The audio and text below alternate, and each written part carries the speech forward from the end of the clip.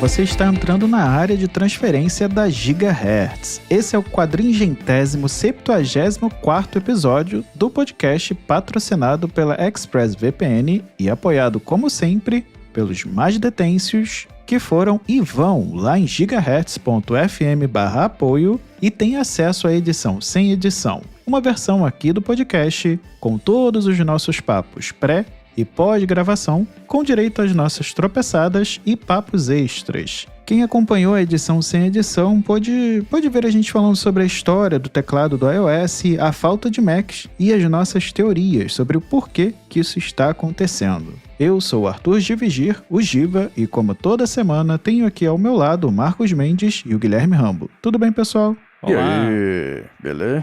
Estarei meio robótico aqui hoje, que eu acabei de sentir uma fisgada no pescoço, que se eu vir um pouquinho, ele faz nope. Então eu vou ficar bem de frente hoje o episódio inteiro. Amanhã eu lido com isso. Quem tem tempo de ter torcicolo, não é verdade? Tá proibido. Bom, e agora vamos a um Amigos do ADT, e esse é bem especial, não é mesmo, Rambo? Pois é, inclusive depois que você tiver lido, eu quero review. Com certeza, eu tô esperando chegar. Assim que chegar eu vou começar a ler e faço um review pra você. O meu pai lançou um livro, olha que legal. Muito legal. E é um livro muito divertido, que se chama Casos de Oficina. E é um livro onde ele conta os causos que aconteceram ao longo da carreira dele como técnico de conserto de aparelhos eletrônicos variados. E a maioria das histórias tem alguma coisa engraçada, algumas até são um pouco tristes, mas todas são apresentadas de um jeito leve e divertido. Tem ilustrações bem bacanas feitas pelo Everton, que faz lá também as artes do Chibi Studio. Não foi feito com IA o livro, foi feito... né? Nada contra, tenho até amigos, mas esse livro foi escrito pelo meu pai. Ele já vinha publicando essas histórias na revista virtual lá da WR Kids, mas agora ele compilou tudo, expandiu e virou um livro. Eu já li, é muito divertido. Eu estou em algumas dessas histórias, talvez não... Ele não menciona eu diretamente, mas, né, eu presenciei algumas dessas histórias e eu posso confirmar que todas as histórias que estão no livro são reais. E algumas delas são bem hilárias. Então fica a dica. O livro tá na Amazon. Se eu não me engano, tem versão digital também. Mas eu, particularmente, prefiro o livro físico. Quando eu comprei, eu não vi a versão digital. Mas eu também queria a versão física, então nem olhei muito e comprei direto a versão física mesmo. Prefiro.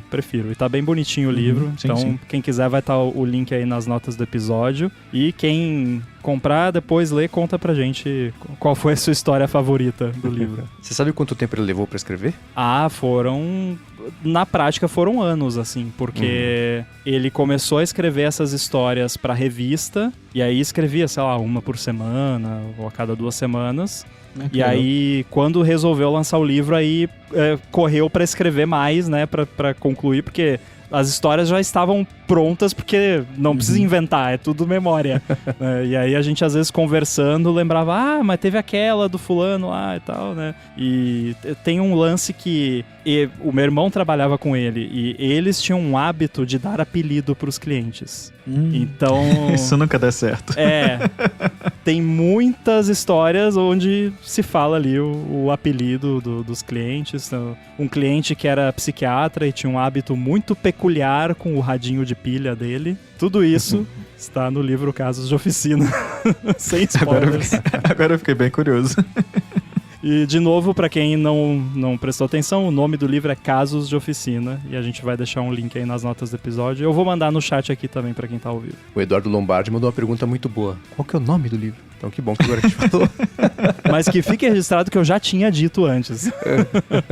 E qual é mesmo? Só pra confirmar? Casos de Oficina. Boa. E o Fabian Pierre também nos mandou uma mensagem pro Amigos do ADT e falou que, inspirado no pedido de um grande amigo dele, ele criou um sistema para catalogar a coleção de mídias físicas, com aquela vibe nostálgica dos anos 90. E um desafio que ele teve foi encaixar UX antigas com as novas. Ele está usando bastante o conhecimento dele e o Codex nessa empreitada. Já tem uma versão rodando, abriu para beta, para quem quiser testar, e é só visitar o site rewind22.com.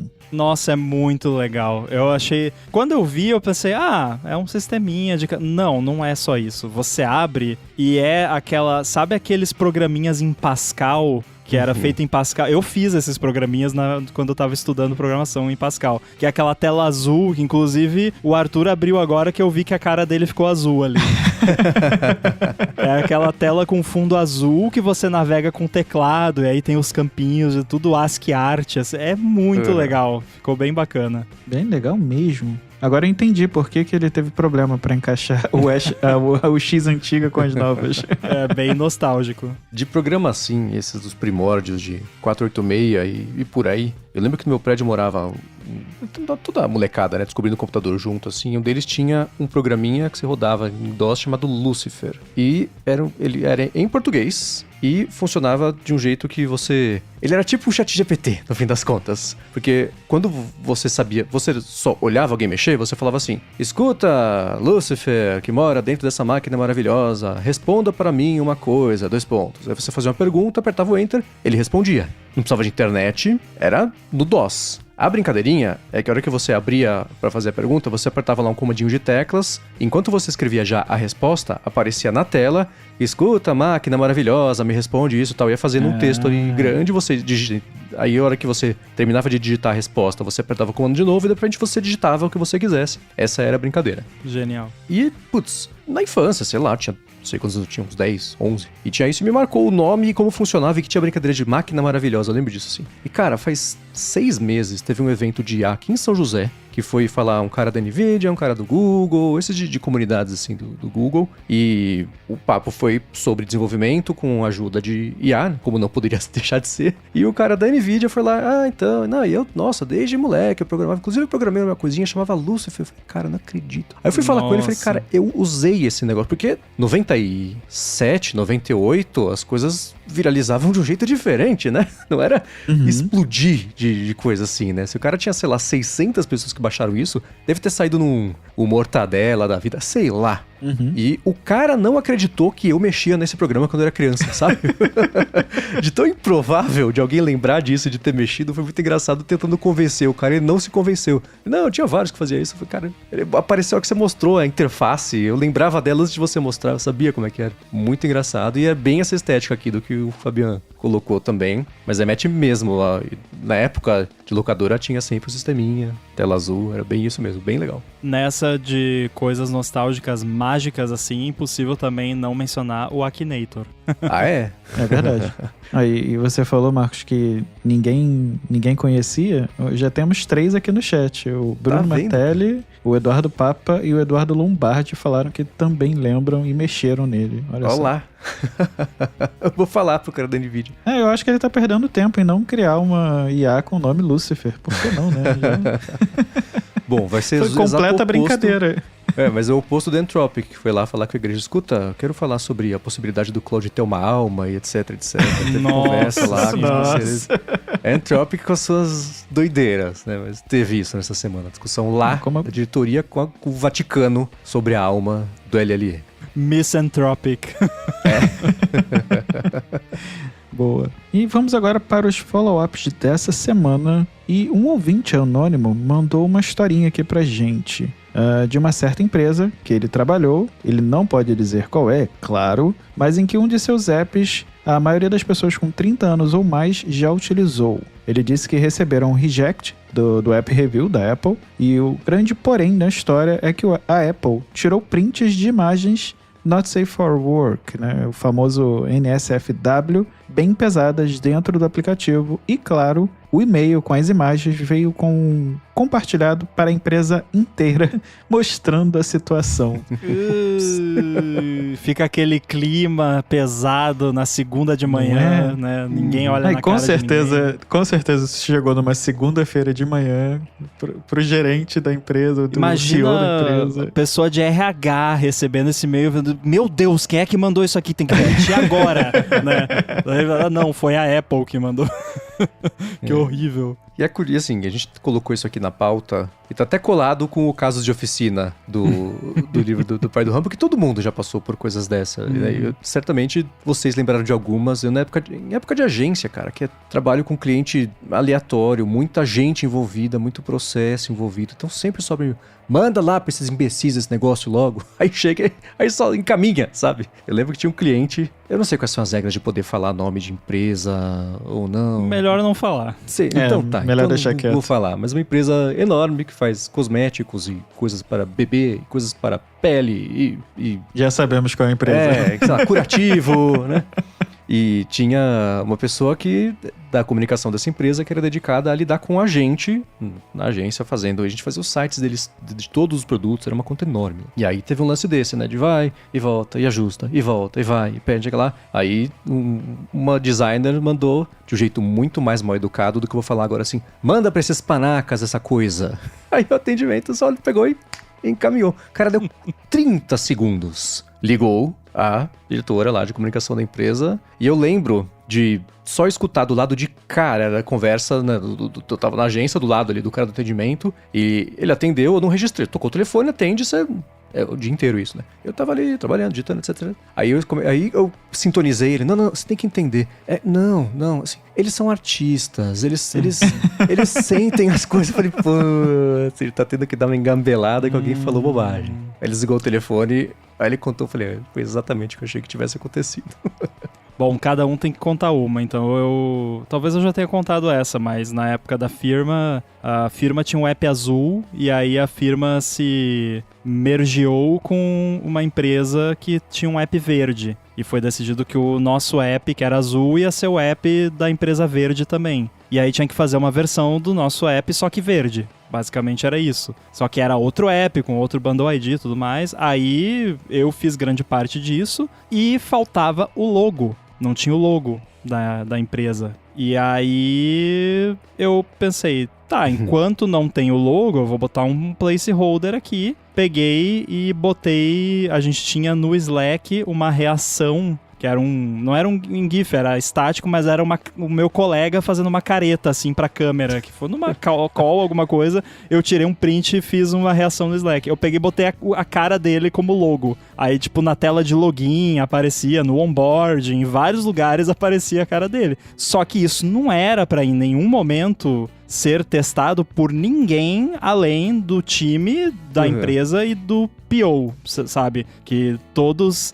que estavam in on the joke. Não é que mandaram esse build pro pessoal, pros gringos lá testar? Mas pior que, assim, até que foi de boa até. Só falou, arruma o logo aí. Eles não devem ter entendido nada. E não deve ter sido a primeira vez que alguma coisa assim aconteceu. Alguém bateu o olho e falou, putz, alguém esqueceu de trocar uma coisinha. O máximo que eu já fiz nessa foi mandar uma notificação que era de teste pra todo mundo. A sorte é que era, enfim, é um filme, assim, o pessoal que sabe onde eu trabalhei já deve saber até qual é a empresa, e aí não impactou tanto, porque o filme ia ser de fato lançado. Ufa. Mas eu errei só o ambiente de teste ali e mandei pra produção. Já pensou, você bota lá As Branquelas 2, sei lá. Nossa. Assim. Nessa mesma empresa, na minha primeira semana, eu fiz uma besteira grande, que foi mandar uma versão pra produção sem trocar o build do banco de dados local. E aí eu quebrei o login pra todo mundo. Quebrei tudo pra todo mundo, obviamente. Mas durou assim 10 minutos. Foi o tempo suficiente pra gente reverter e subir uma versão nova. Mas nesse dia eu achei que eu ia ser demitido. E nesse caso, não foi culpa sua, porque o processo deveria ter pego isso. Sim, exato. Assim, claro, quem cometeu o erro foi você, mas é pra isso que existem processos, né? Não, e depois eu criei um esquema mais inteligente pra isso não acontecer e nunca mais aconteceu. Então foi bom, muito entre aspas. Quem tá ouvindo aqui e tá envolvido nesse tipo de coisa, não se demite quem comete esse tipo de erro. Porque essa pessoa jamais vai cometer esse erro de novo. Se cometer de novo, aí você demite, porque, pô, né, já teve a chance de aprender, né, mas a pessoa que comete esse erro, pela minha experiência, nunca mais vai fazer nada parecido. Inclusive, foi uma das dicas que eles deram no ATP lá, com dicas de desenvolvimento, que é digite o where antes de qualquer outra coisa. Quando estiver editando SQL, primeiro você digita o where, depois você digita o delete, taranã. Eu nunca deletei banco nenhum, assim, esquecendo um where, mas eu já derrubei um servidor COBOL. E pra quem é de programação sabe que COBOL, pra você derrubar, tem que fazer uma besteira grande. Então, assim, não foi pouca coisa. Eu lembro de estar programando e daqui a pouco toca ali o telefone do meu amigo umas 2 ou 3 baias depois de mim. Ele levanta. Alguém tá fazendo teste com o serviço tal? Aí eu falei, olhei assim... Não tô. Aí eu abaixei, olhei pro computador, opa, sou eu. Na firma também teve uma vez que deixaram os analytics ligados no build de unit test. E aí tava batendo lá milhões de requests, coisa, tudo no analytics lá. Gente, o que é isso? Isso de delete sem where é uma coisa que eu escuto muito no Hipsters. Todo mundo comentando como é um erro mirim, é quase um rito de passagem, pelo que eu entendo, que todo mundo em algum momento da vida vai mandar um desse. E eu acho que não tem júnior, pleno, sênior. Isso vai acontecer em qualquer nível. Se não aconteceu como júnior, vai acontecer como especialista, porque é obrigatório. Eu nunca fiz isso. Ainda tá em tempo, olha. Eu ia falar, ainda então, né? Mas é que eu sou tão paranoico que quando as coisas são high stakes, assim, eu realmente... Eu sou tão cuidadoso a ponto de ser patológico, assim, então... Não vai acontecer, provavelmente. Batendo na madeira aqui, mas acho que... E também, hoje em dia, raramente eu escrevo coisa SQL manual. Na época de PHP, eu ainda fazia isso. Boa. Indo agora para um outro follow-up. E esse é sobre The Pitch, olha só. A Luísa Marini falou que começou a ver The Pitch por nossa influência, olha só. E um pequeno detalhe, que a gente não mencionou, que tem tudo a ver com o podcast, é que o Dr. Michael é ninguém mais, ninguém menos que o Steve Jobs. O Noah Weil como Steve Jobs em Piratas do Vale do Silício. E abracinho. Realmente, cara, impressionante que a gente não comentou isso, que eu lembro quando eu comecei a ver The Pitch, eu lembro, pois é, o cara lá, é que ele tá bem mais velho, né, daí ele mudou bastante. Sim. E a gente falou de Piratas do Vale do Silício aqui recentemente, eu acho que a gente tava falando dos filmes do Steve Jobs e a gente falou sobre esse filme. Pode crer. Em ER, tem uma época que o Noah Weil, ele tá barbudinho, e ele parece mesmo, é engraçado, quando ele era mais novo, né? Hoje não parece mais Parecia tanto. muito. Então, aí pegaram um cara muito certo pra fazer o Piratas do Vale do Silício, que aliás eu vi no comecinho de quando eu começar a gostar de tecnologia, assim, eu preciso ver de novo agora com um pouco mais de repertório e bagagem, sabe? Acho que eu assisti talvez depois que o Jobs morreu, não sei, mas preciso ver de novo. Mas em ER, quando ele tá barbudo, cara, é muito o Jobs da época barbuda dele, mais jovem, assim. O Piratas do Vale do Silício, que eu me lembro, ele é, assim, em termos de... Como que eu posso dizer? Precisão histórica, ele é bem mal-menos. Mas eu lembro de ser um filme bacana de assistir, assim, entertaining. Eu acho que é um filme feito pra TV. É bem TV, que assim. é mais comercial e coisa assim, né? A parte própria de produção. Sim. Assisti umas 2, 3 vezes já, porque sempre, tipo, alguém queria assistir. Quer assistir? Tá bom. Dá pra assistir, é legal. Quem sumiu foi o cara que fez o Bill Gates, que é Michael C. Hall, uma coisa. Sempre confundo com o cara que faz o Dexter, que todo mundo também uma excelente escolha de elenco, porque né? Encaixou direitinho. Mas ele não vai fazer mais nada. E The Pitch essa semana termina a temporada. Acho que o último episódio é agora. Da semana passada foi bom. Cara, que bom, né? Que eles sobreviveram à maldição da segunda temporada. Que é sempre assim, né? Ainda mais quando faz correndo, que já é incrível que já saiu a segunda temporada. Que ela já acabou, na verdade, né? Porque série, quando é muito de sucesso, assim, tentar fazer rápido é receita pro desastre. Tá aí como é que chama lá? O True Detective, que não me deixa mentir, né? Segunda temporada inassistível. Que bom que com eles não foi assim. Inclusive, apareceu um ator Pode crer. Eu vi assim, caramba. Eu fui o meme do DiCaprio, que a gente tinha acabado de ver a outra série. Eu também. Mas aí, que legal, já arrumou outro job, né? Exato. E não é o Steve Jobs. Não.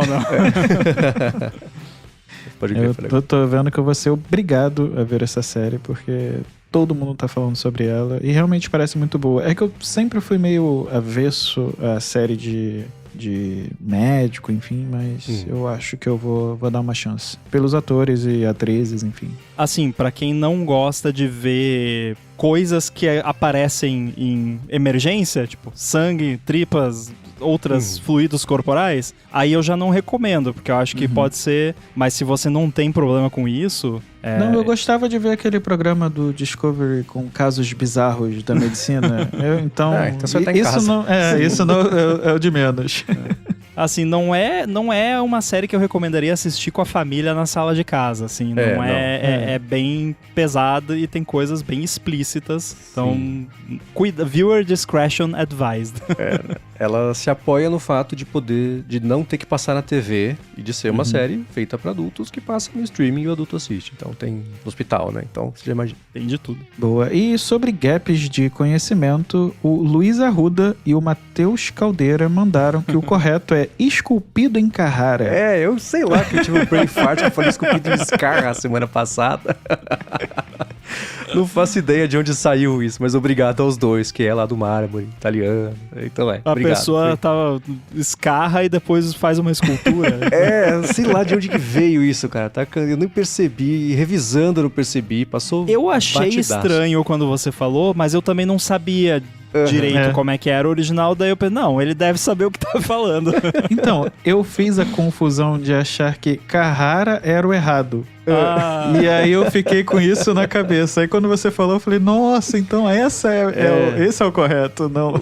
O gap de conhecimento no gap de conhecimento. Foi um brain fart só. Obrigado aos dois. É que é nem o pessoal que acha que a música lá é do Rich, né? É Abajur Cor de Carmim. É verdade. Que ele mesmo já corrigiu 1 milhão de vezes e o povo insiste. Não, tá errado, não é carne. O Américo mandou aqui na hora, eu fiquei, então pra todo mundo. Enganei vocês, hein? Tá. Mandei.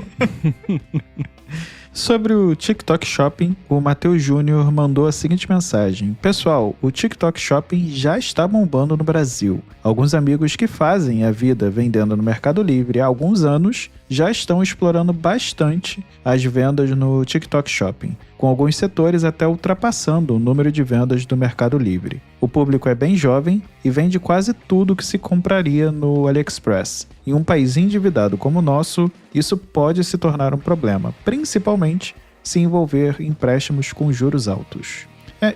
Eu até quando vi essa mensagem dele, eu lembrei que a gente comentou exatamente isso, que parece ser voltado para um público mais jovem, né? E eu lembro, acho que até comentei sobre Shopee e AliExpress, acho que eu fiz essa comparação também.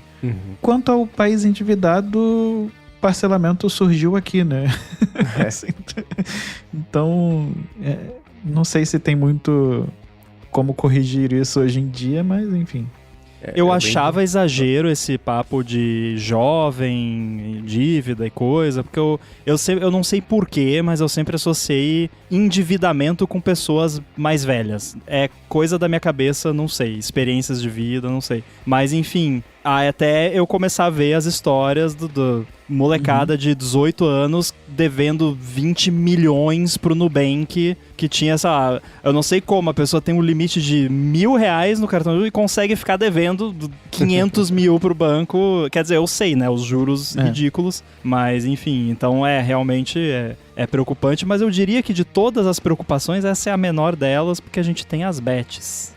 Pois é. E eu posso estar enganado, mas os produtos que são vendidos no TikTok Shopping costumam não ser produtos muito caros. Como são esses produtos mais baratinhos de Shopee e AliExpress, tendem a ser mais suaves, vamos colocar assim. Então, para você se endividar, é mais difícil do que, por exemplo, uma bet, como você falou, ou então um produto muito caro, como, sei lá, um videogame ou algo do tipo, né? E não por coincidência, mas tinha comentado rapidinho na semana passada sobre isso, e o Américo Santos falou, né?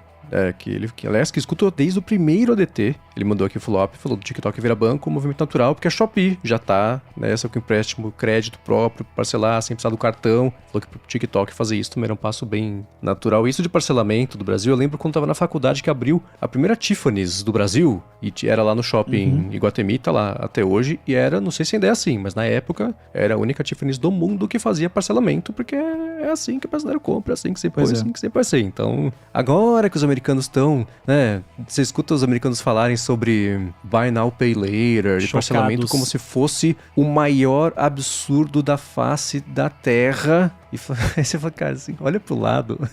É assim, agora as coisas estão ficando caras aí pra vocês, mas pro resto do mundo que sempre foi, é assim, ou não compra. Vocês que gostam de comprar bobagem, vocês vão ter que fazer isso, não tem jeito. E tem um lance que a gente já comentou aqui, que assim, lá eles têm um approach diferente. Tudo bem que o poder de compra no geral é mais alto e tudo mais, mas ainda assim, eles dão valor pra uma diferença às vezes muito pequena de tipo... Ah, não vou comprar o iPhone de 256 porque é, sei lá, $50 mais caro. O que pra gente aqui, tipo, 50 dinheiros, se o iPhone, né, mais caro fosse 50 dinheiros mais caro, eu acho que 99% das pessoas que compram iPhone, eu falo, tá, e daí? Né? Mas lá não, eles têm essa coisa de ser mais mão de vaca mesmo. E ele falou da Shopee, né? Eu fui até dar uma olhada e eles têm o S parcelado, que é quase um cartão de crédito deles. E aí eu lembro muito daqueles boletos da Casas Bahia, né? Que oferecia crédito infinito e você também se endividava infinitamente. Não, e aí sempre colocam seguro, garantia estendida, Sim, tudo embutido sim. ali sem a pessoa ver, né? Exato. Inclusive eu acho que, olha só, uma história pessoal aqui. Acho que o meu primeiro celular que eu comprei na vida foi com um boleto de Casas Bahia. Eu não tinha cartão de crédito, nem nada. Tinha acabado de... Não me lembro o que aconteceu. Acho que era o meu primeiro emprego. Eu fui lá e fiz um carnezinho pra mim. Não me endividei por causa desse carnê, obviamente, mas paguei bonitinho. Mas olha só, eu tive um carnê da Casas Bahia pra comprar meu primeiro celular. Só não foi o do baú da felicidade. Não, esse não. Inclusive o Américo Santos tá aqui, ouvindo e vendo o podcast. Abraço. Um abraço. Sobre o esquema de minimização das janelas no macOS, o Matt mandou pra gente que recentemente estava buscando uma solução quanto às janelas e minimizá-las, já que a esposa dele abre as mesmas pastas várias vezes no Finder e não as encontra. E a solução estava mais perto do que ele imaginava, o botão F3, sem utilizar, é claro, a tecla de função. O F3 sozinho mostra as suas janelas abertas e com ela a gente vai diretamente para a janela que precisa. Ele disse que fez um teste e janelas minimizadas ficam no dock próximo à lixeira, mas como nunca minimiza nada, é Command Tab entre as janelas ativas ou F3 para ir direto para onde ele quer. Eu, inclusive, acho que eu vou testar aqui. Corre um risco seríssimo de eu sair de todas as... Não tem mistério nenhum. Sei qual é. O Mission Control, que inclusive eu tenho aqui os hot corners no meu Mac, o do canto superior... Não, canto inferior direito da minha tela. Se eu jogo o cursor ali, ele faz o Mission Control. E uma coisa que eu percebi, ouvindo o nosso papo sobre janelas do macOS e tal, a gente não mencionou o Stage Manager. E eu acho que ninguém mandou feedback também mencionando o Stage Manager, o que mostra que ninguém usa o Stage Manager, pelo menos não no Mac. Mas também pode, eu acho que para quem não tem hábitos ainda, tipo a pessoa que tá começando a usar o Mac agora, talvez seja uma alternativa, porque ele simplifica essa parte do gerenciamento de janelas. Ou tenta, pelo menos, né? Engraçado que eu cliquei no F3 e aí eu vi como ele funciona. Eu falei, legal, eu uso isso com o mouse, porque o MX Master 3 aqui, 3S, eu tinha configurado para se eu clicar no botão lateral e empurrar para cima o mouse, eu faço exatamente isso, o Mission Control. Sim. Só que por algum motivo tá desabilitado e agora tá aparecendo a rodinha aqui da Logitech e eu tô revoltado. Porque eu não habilitei isso em momento nenhum. Então eu vou ter que reconfigurar o mouse. Mas eu uso bastante usando o mouse e não o F3. O legal, e tem duas dicas aqui que eu gosto muito de usar. Essa do Mission Control, se você só passar o mouse por cima da janela que você quiser e apertar o F3 de novo, ele já vem com tudo pra frente se você precisar clicar na janela, porque...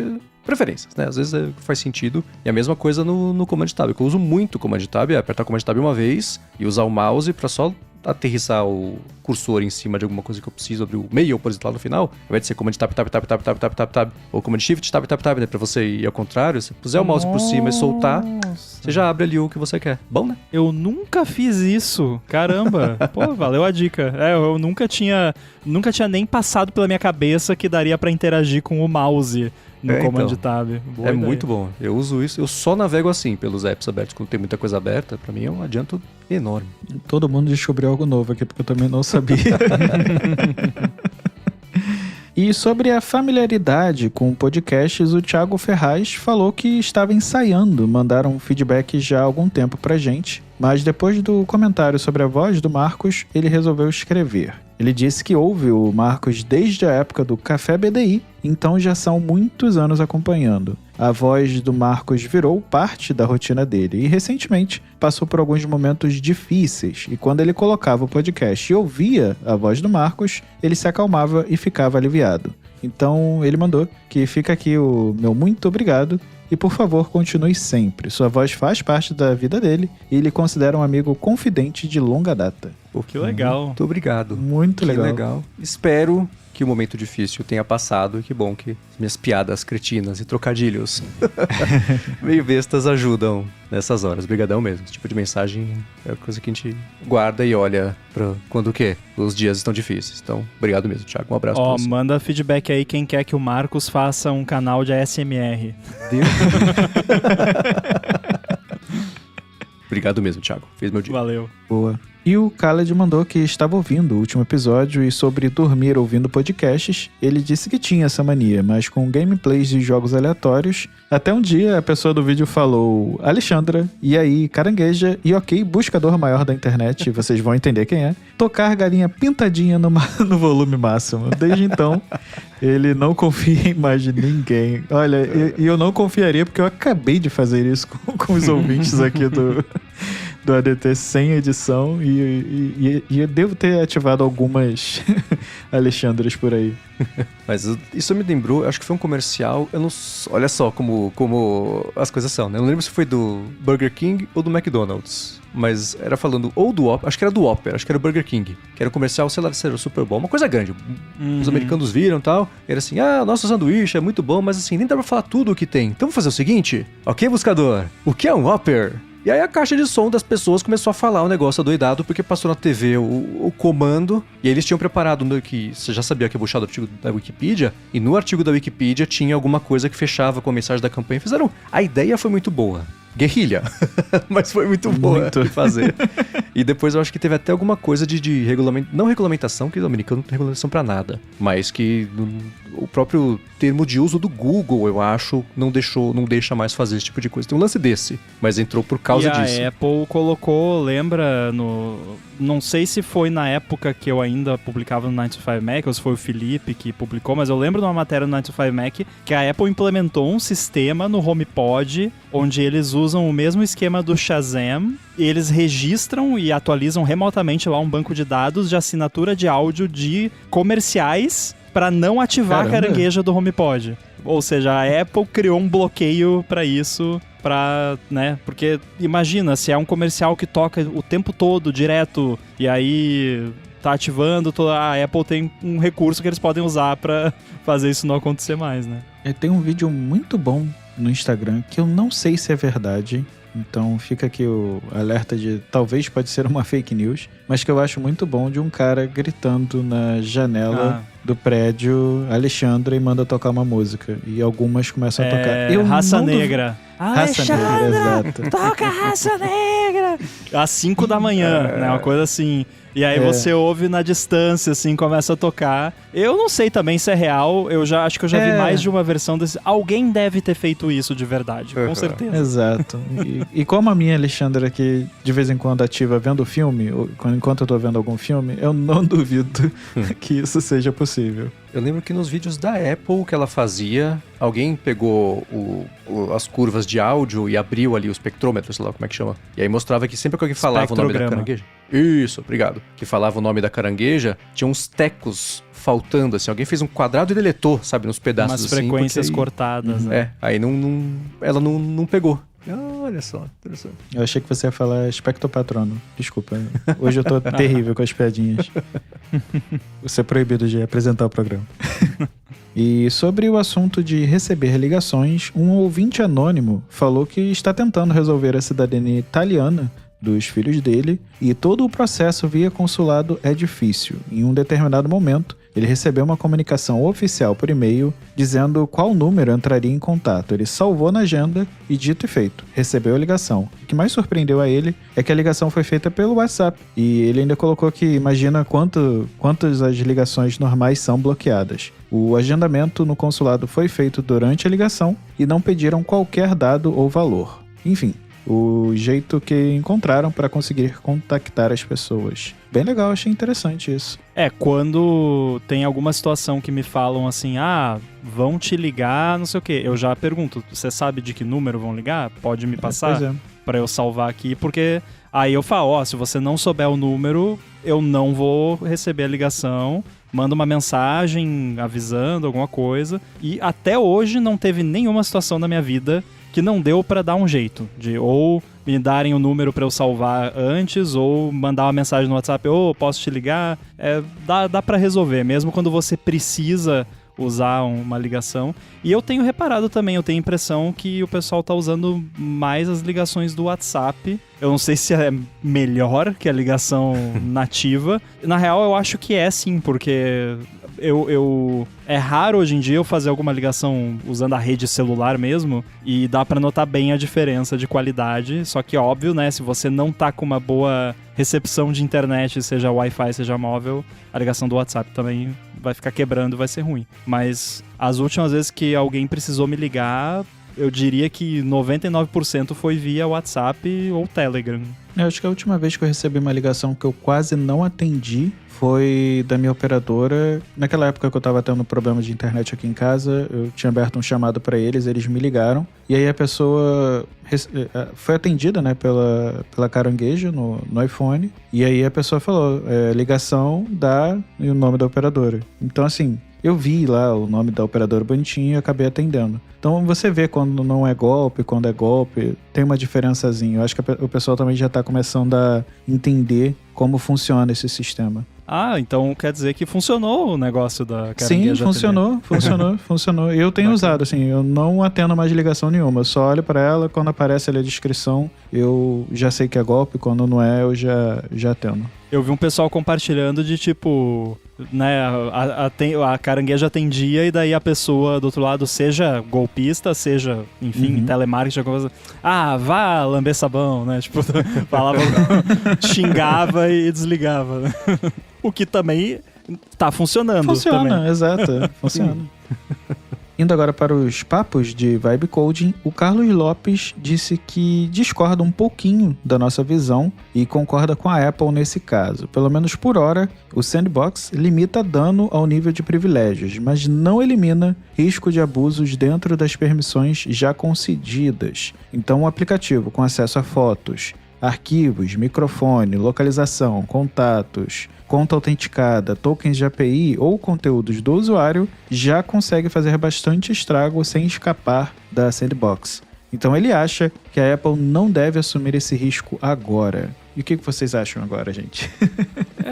Não tá errado, realmente é um bom ponto, porque realmente esses apps de Vibe Coding, eles, tipo, como roda tudo dentro do mesmo app, você tem que dar todas as permissões possíveis que qualquer app que você faça possa precisar. Então, porque eu posso querer fazer um app de mapa, aí eu vou precisar de localização. Eu posso querer fazer um app de câmera, daí eu vou precisar de acesso à câmera, talvez ao microfone, ou câmera, microfone e localização, se quiser fazer geolocalização das fotos. Ou então, eu quero fazer um app de calendário, deve ter que ter acesso ao calendário. Só que todos esses acessos que eu tô dando estão sendo dados pro app de Vibe Coding. Exato. Então, ele tem permissão de fazer tudo isso.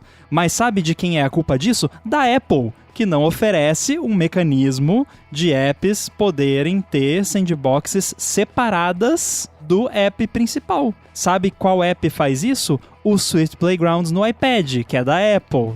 Only Apple can, né? Daí só a Apple pode fazer. Então, se a Apple não quer correr esse risco, é ela que ofereça mecanismos para os apps que querem oferecer vibe coding fazerem isso de uma forma segura. Assim como, a contragosto, eles oferecem várias coisas na União Europeia que não estão disponíveis em outros lugares do mundo, mas que oferecem de uma forma segura. Ninguém implementa porque é muito difícil, mas aí a Apple fez a parte dela, né? Claro que algumas dessas APIs da Europa são de propósito mal feitas para ninguém usar, né? Mas digamos que a Apple quisesse fazer isso bem feitinho e tudo mais, daria para fazer. Mas sim, eu concordo com esse risco, mas eu não sei, ainda assim eu não sei se é um risco tão grande, ou limita, então não deixa o app pedir permissão de tudo, sei lá, né? A Apple tem o review dela e, de novo, esses apps só vão rodar coisas que o usuário pediu para gerar. Não tendo como você copiar um código e colar ali dentro, que é o perigo, né, do click fix, né, desses ataques que você... copia esse código aqui pra ganhar moedinha infinita no Fortnite, sei lá, qualquer coisa assim. Aí a pessoa vai lá, cola no terminal um negócio que roda um trojan lá. Então, não tendo isso, porque aí você teria que ter um prompt que fala pra IA, cria um malware que rouba os dados, sabe?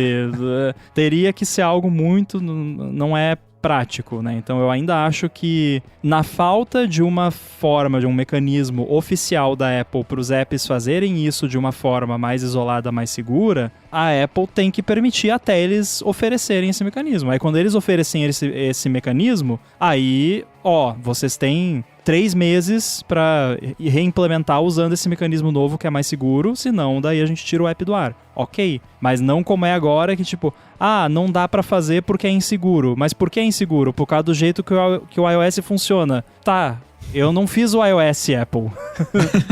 Sabe?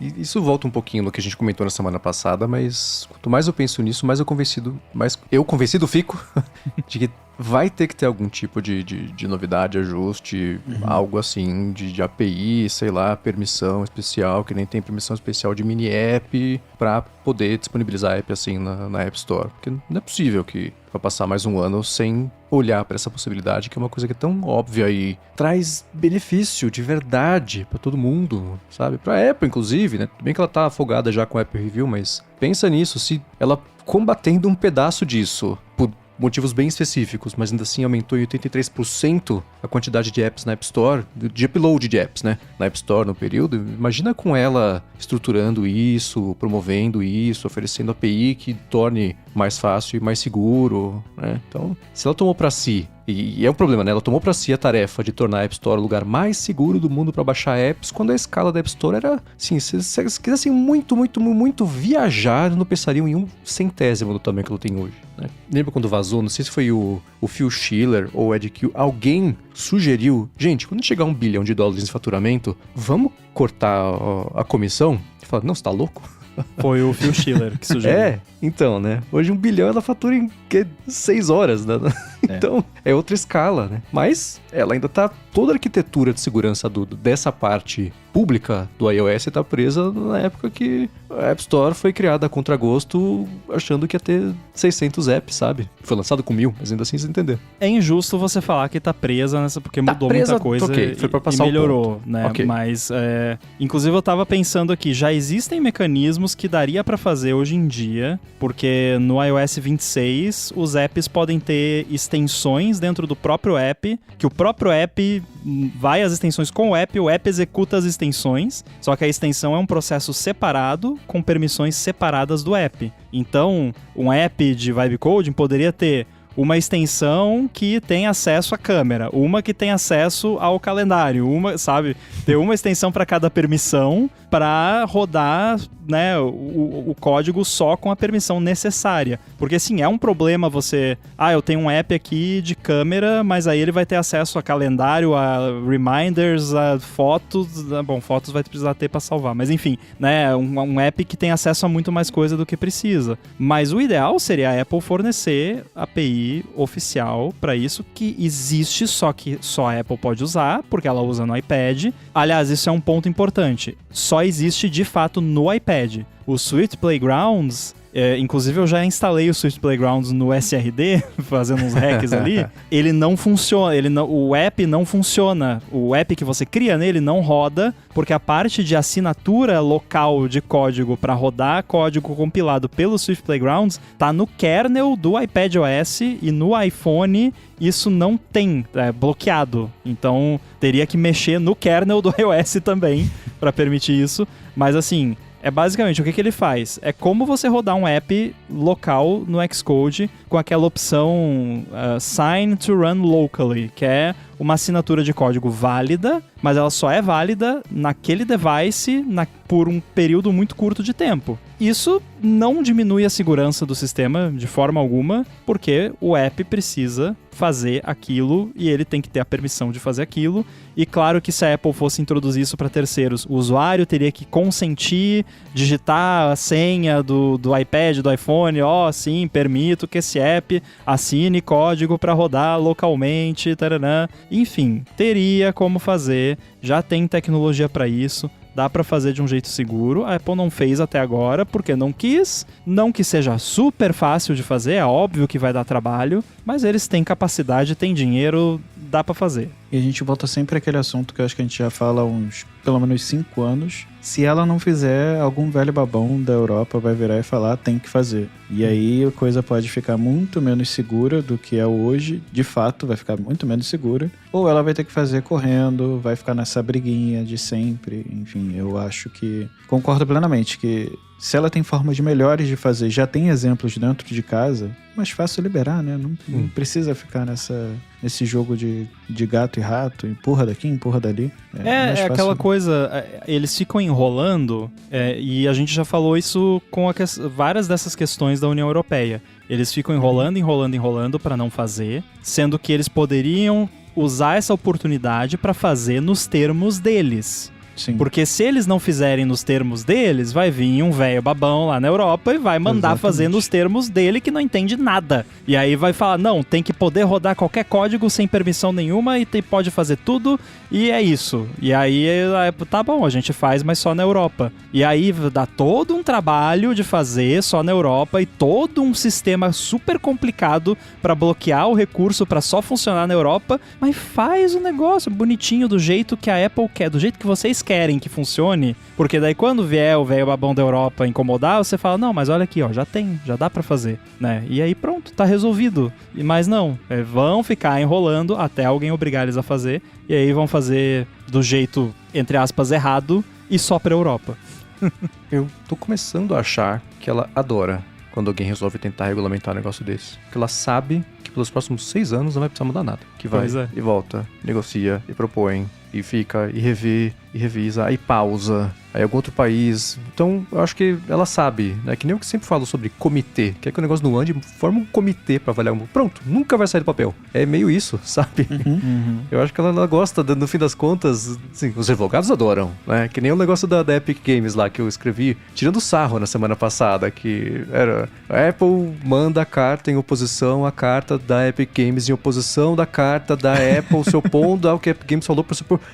Chega uma hora ridículo, é a cena de Friends. They don't know that we know that they know we know. E não sai do lugar. Eu acho que é isso. A hora que alguém na Europa tá considerando, nossa, graças a Deus. Quer dizer que por 6 anos a gente vai precisar mexer em nada, porque o mundo inteiro olha pra Europa e espera a Europa pra fazer parecido. O Japão é um pouco exceção, o Brasil só copia e cola. Então ela sabe o que não vai mexer muito nos próximos anos, que é o que mais querem mexer. Então, eu não sei se é isso que ela quer evitar, sabe? Ela tá até dando boas-vindas quando vê um negócio desse. Nessa questão de legislação tecnológica, o Brasil é a União Europeia esculpida em Carrara. E ainda sobre o papo de vibe coding, o Maurício disse que parece que o Marcos fala algumas coisas no podcast e o mundo materializa. Uns episódios atrás, ele disse que isso deveria existir, um gerador de comandos de terminal que roda diretamente no dispositivo para o macOS Tahoe. Você descreve o que quer em linguagem natural e ele retorna o comando correspondente, sem nuvem, sem chaves de API e sem dependências além do que já vem no seu Mac. E ele deixou aqui o link para o projeto no GitHub para quem quiser conferir e obviamente estará aqui na descrição. Eu dei uma espiadinha e eu não lembrei o que foi exatamente que eu falei. Eu ia perguntar o que você falou, porque eu não lembrava.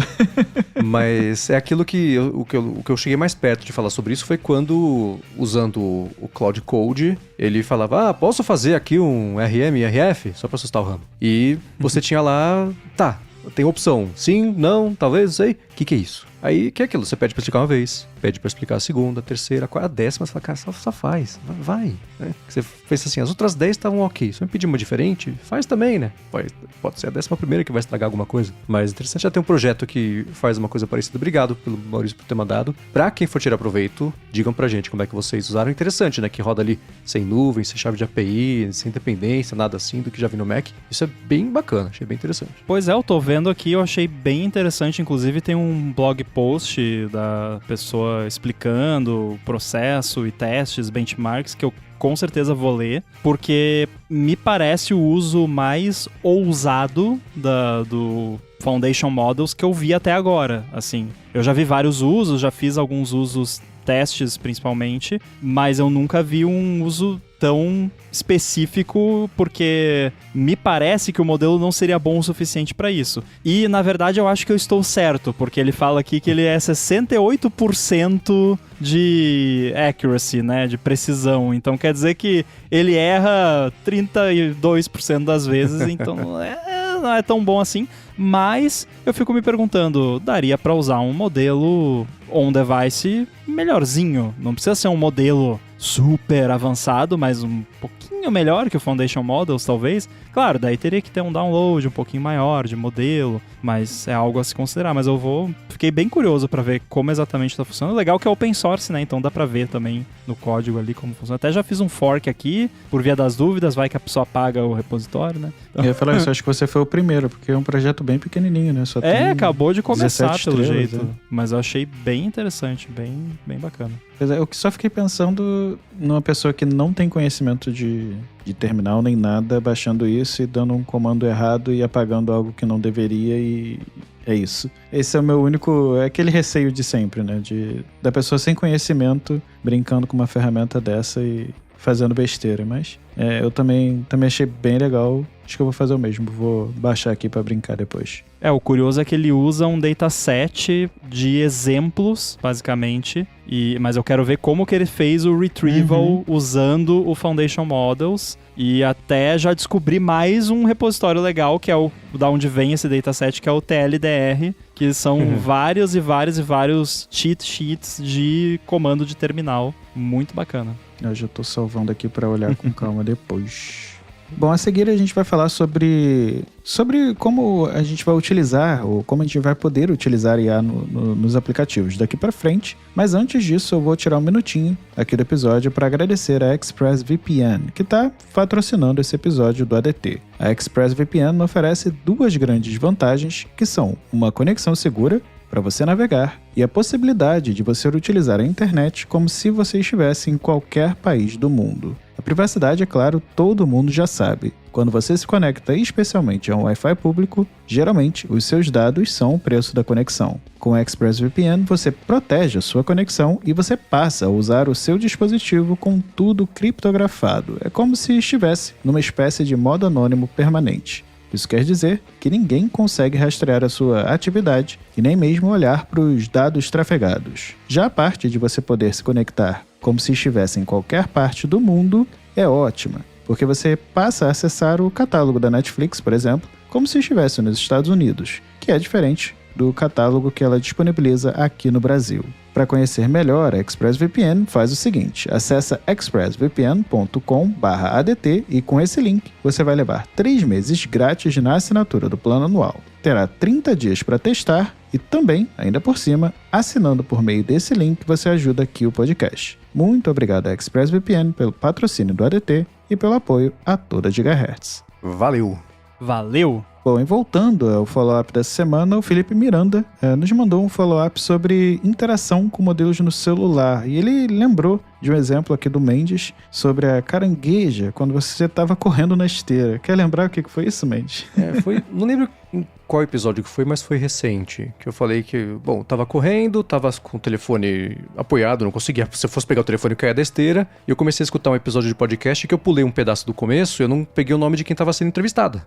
E aí o meu instinto seria que ser muito fácil falar, Carangueja, quem que tá sendo entrevistado nesse episódio que eu tô escutando? Porque tá tudo ali. As informações estão todas ali. E o sistema tem acesso. Mas mesmo assim, é impossível fazer um pedido desse. Sim. Nem pra Carangueja, muito menos pra se tivesse configurado algum assistente meio de sei lá, dar um jeitinho pra virar o assistente. Não teria como, né? E o Felipe Miranda mandou um follow-up mostrando que existem formas privadas. Claro que não dá pra fazer isso no iPhone, mas que poderia existir. Sim. Mais ou menos por aí. E ele mandou um vídeo do YouTube pra gente, do Eduardo Sanches, que inclusive é brasileiro, eu não sabia, com alguns exemplos de como a gente pode ter essa integração entre aplicativos e IAs, né? É um conceito, ele é ex-designer da Apple, mas particularmente eu vi o vídeo e achei um conceito bem legal. É IA espalhada pelo sistema inteiro, que com prompt você poderia comunicar com o aplicativo, enfim, ele dá até um exemplo que eu achei legal e inclusive eu senti falta esses dias de que você poderia abrir, por exemplo, o aplicativo de tempo e perguntar se precisaria de um guarda-chuva no dia seguinte, algo simples assim,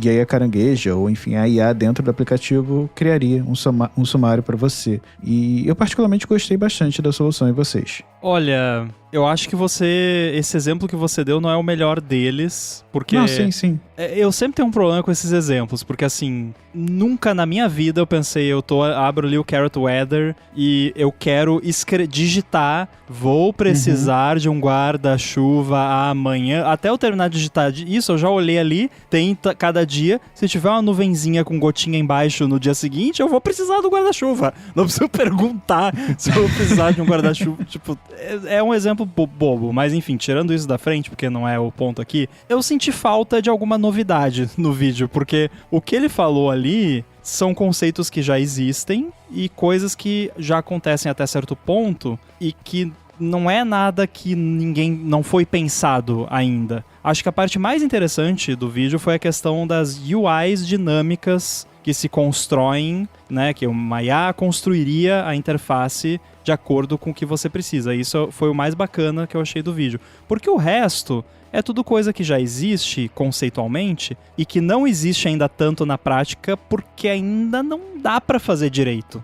Porque você poderia fazer tudo o que ele falou. O lance que ele falou da segurança, da privacidade, é correto, é a forma correta de você fazer, que é assim, ele deu o exemplo do Leonardo DiCaprio, né, que eu andei vendo muito TikTok com o Leonardo DiCaprio, então quando eu abri lá o aplicativo de streaming, ele pode me sugerir conteúdos que tem o Leonardo DiCaprio. Mas não é que o sistema vai falar para o aplicativo, ele está vendo TikToks do Leonardo DiCaprio. Ele só vai falar, interesse Leonardo DiCaprio. Pronto. E aí, né, e isso ele vai responder como imagino, né, que o aplicativo de streaming perguntaria atores que o usuário está interessado no momento. E aí receberia essa resposta. Que é uma forma de você ter esses sinais que são extremamente privados e creepy, né, se for usado de uma forma incorreta, mas é uma forma de você fornecer essas informações de contexto sem você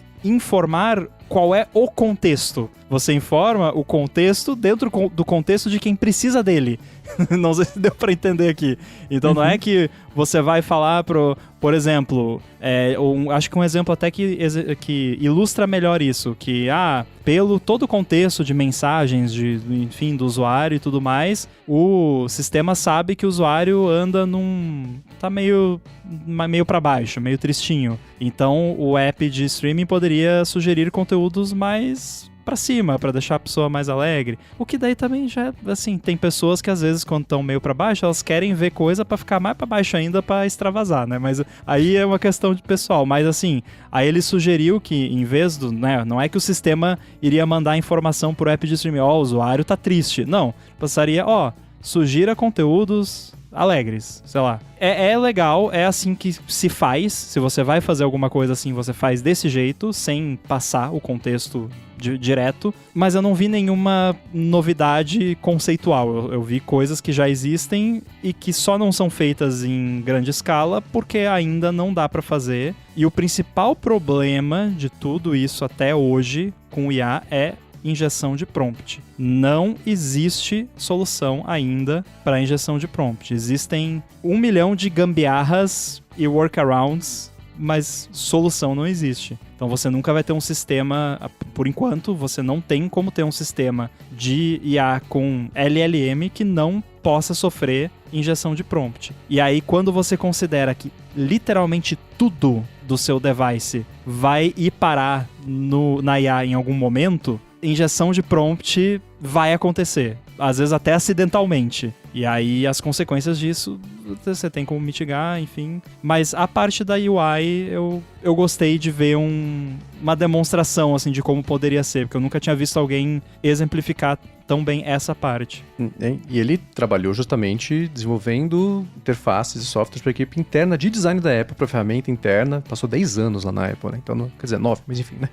Arredondei aqui. E o que eu gostei foi justamente o fato de que o vídeo não traz conceitos novos, porque mostra que já tá tudo meio aí. E o que falta é isso que você falou, da inteligência que possa fazer isso em escala. Isso é uma coisa que vai chegar, né? A gente tem essa bifurcação que tem rolado nos últimos... Bom, desde sempre, mas que tem intensificado agora, que é, de um lado, os modelos maiores, ainda mais capazes, que precisam de 1 trilhão de GPUs para rodar, e do outro lado, o esforço das empresas menores, laboratórios menores, de tentar chegar no desempenho que era do GPT-4 com um modelo que tenha 6 parâmetros, sabe? Um modelo daniquinho. E isso tá melhorando e avançando rápido. E é bacana. E tem os Large Language Models, os Small Language Models, a Microsoft tem uma iniciativa do Phi, o Google tem o Gemma, a Apple tem o Google, então tá tudo... As empresas grandes estão investindo pouco ainda nisso, mas conforme for tendo dispositivo pequeno, que precisa de modelo pequeno para rodar bem, e rodar local, e isso for evoluindo meio junto, acho que vai ser inevitável a gente ter daqui a, que seja 2, 3, 5 anos, um modelo pequeno para os padrões de hoje em dia, mas que seja tão poderoso quanto hoje é um Claude Mythos, sabe? Pensa que não existia nada próximo do Claude Mythos há 2 anos, e já chegaram lá, né? Daqui a 5, vai dar para miniaturizar isso. Lembrando que talvez atualmente não exista nada como o Mythos também, porque o Mythos pode ser só um mito, a gente não sabe. Eu nunca vi, tá aí.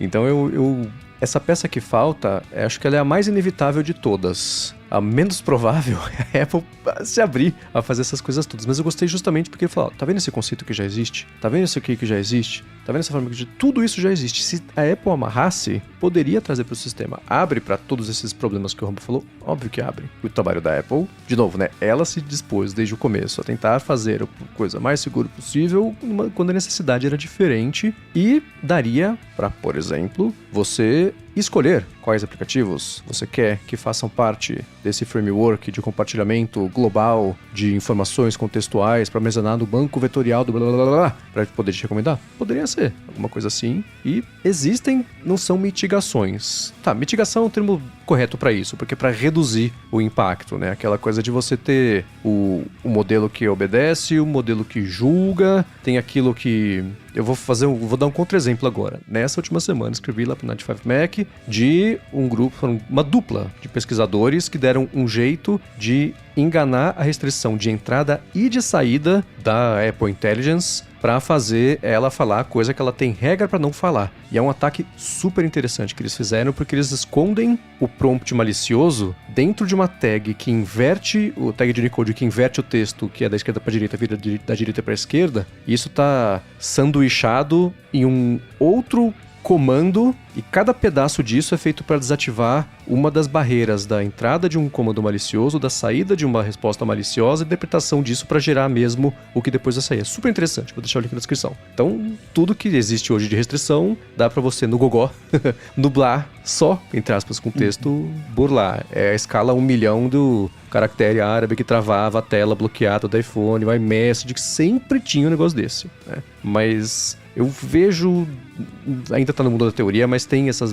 pequenas reduções da sei lá, superfície de ataque. O problema é que qualquer coisa que a Apple coloque no iPhone vai de 0 para alguns bilhões de pessoas a superfície de ataque, né? Tô exagerando de novo pra fazer ponto aqui. Então ela tem que levar isso em consideração. Então tem sim que pecar pelo excesso de precaução. Mas pecar pelo excesso de precaução não é ficar parado, que aí você não está fazendo o seu trabalho. Então eu gostei muito da forma como ele apresentou esse conceito, de ver que essas coisas já existem, né? Pega o que a Perplexity de todas as empresas fez no iOS e tem aquele vídeo que é super legal do Rafa do Mac Magazine mostrando como, mesmo com as restrições todas de sistema, com tudo de sandboxing e etc, dá para usar já hoje o assistente da Perplexity, que é muito mais útil e inteligente, integrado do que a Carangueja, até para aquela...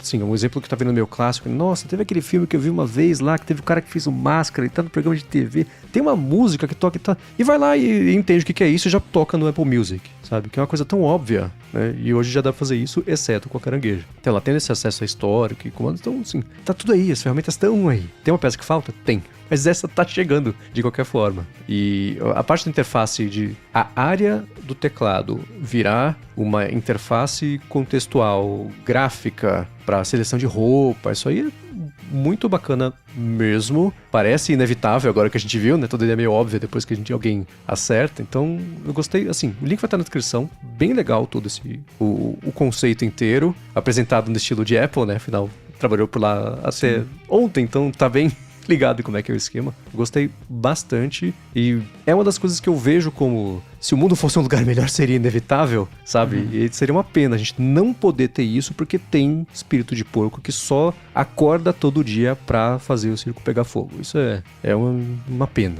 A única dúvida que me bateu um pouquinho é que nem toda empresa vai querer adotar a IA do sistema e aí vai querer usar a sua própria IA para ficar no seu mundinho fechado, no seu cercadinho, afinal de contas quer controlar todos os dados, toda a narrativa dentro do seu próprio app e ao mesmo tempo eu não sei se essa empresa, por exemplo, vai querer fornecer essas informações para o sistema. Então, a própria Netflix hoje que, enfim, tá sendo criticada porque está usando o seu próprio player e não o da Apple TV e o aplicativo piorou por causa disso. E foi uma decisão dela de não usar o player da Apple TV, enfim, e quebrou a experiência do usuário. Então eu fico pensando muito nesses detalhes, sabe? Quais empresas vão querer adotar, quais não vão, se a gente teria uma adoção em massa legal o suficiente para alimentar essa base da Carangueja. É só esse ponto que eu fiquei um pouquinho na... Eu acho que é uma fricção, sabe? Não vejo, por exemplo, a Netflix fazendo isso, uma Prime fazendo isso. Por outro lado, a Amazon, como e-commerce, eu acho que faria. Porque ela quer saber o que a gente tá vendo no Apple TV Plus. Mas ela não quer que todos saibam o que você tá comprando, porque ela não vai querer passar essa informação, por exemplo, no Mercado Livre. Então tem essa briga de ego entre as empresas. Você tá certíssimo. Teve uma coisa que o Rambo até comentou no Lamundo dessa semana, falando sobre como... Acho que foi você que comentou, né, Rambo? Eu escuto tanto podcast que eu não sei, mas sobre tentar... Todo usuário, na verdade, é só uma maquininha de exprimir um pouquinho mais de dinheiro ao longo da vida. Foi, você falou de assinatura, etc. Para deixar bem claro, eu não tô falando que eu acho isso, eu tô falando que é assim que né? O episódio mais sincero da história. Eu falei que é assim que as empresas, as grandes empresas de software... seus e-mails. Não, pelo amor de Deus.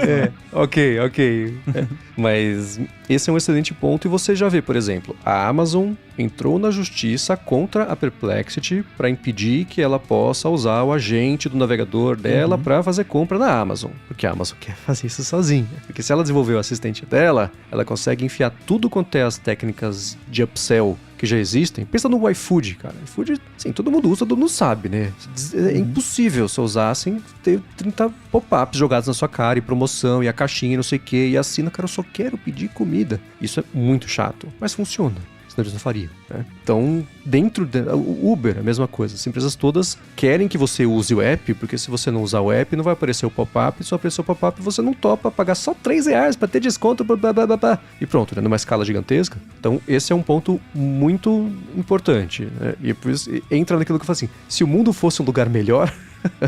daria pra fazer isso, né? Se de fato a experiência de uso fosse a prioridade de todo mundo, seria bom. Mas não é. A gente vê... Não tem nada que eu deteste mais do que escutar dev de empresa falando, não, o usuário é a nossa prioridade. Precisamos resolver o problema do usuário. E você usa o app e você vê que tá resolvendo o problema da empresa. Tá espremendo o que dá, porque é assim que vai conseguir aumentar o ARPU, a média de faturamento por usuário, porque é isso, todo mundo é número, todo mundo é métrica, e você... Por que dá tão certo pesquisa com IA para quem vê benefício nisso? Porque te entrega a resposta, que é o que você quer, ao invés de você ter que acessar o site, fechar o pop-up da newsletter, fechar o pop-up do não sei o que, não quero comprar ingresso pro evento. Para quem tem adblocker, desbloqueia o adblocker. E aí você está acessando... Quer dizer, essas pessoas já não contribuíram para o site de qualquer jeito, mas esse atrito que foi sendo enfiado na experiência, que só serve a gerência de produto, de vários produtos que se enfiam no site, no aplicativo, e no fim das contas mesmo, quem quer entrar, pedir uma comida e jantar em paz é a última prioridade, a IA resolveria isso.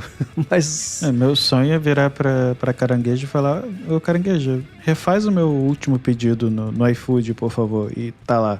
Seria maravilhoso, porque eu tô pedindo praticamente a mesma comida quase toda semana. Então, assim, se eu pudesse só falar pra ela: refaz o meu pedido, e em 5 segundos já tá pago, seria maravilhoso. Mas eles querem que a gente entre no aplicativo para ver todas as propagandas, né? Eu tenho visto muito isso também com a OpenAI, por exemplo, que ela criou todos aqueles conectores com aplicativos, só que ela tem que fechar parceria por parceria e anuncia cada uma dessas como se fosse uma festa maravilhosa. E aí quando você vai usar, geralmente tem alguma limitação. Eu fiquei bem decepcionado, por exemplo, com a conexão com o Apple Music, que eu fui criar uma playlist a partir do ChatGPT, e aí eu pedi, eu quero 6 horas de música de Coldplay com Dave Matthews Band, porque eu queria ouvir as duas bandas e eu queria só as músicas mais antigas. Falei, cria aí uma playlist, sei lá, de 5 horas, 6 horas. Tá bom, gerei pra você. E aí eu abri e falei, pô, cara, mas tem 25 músicas aqui.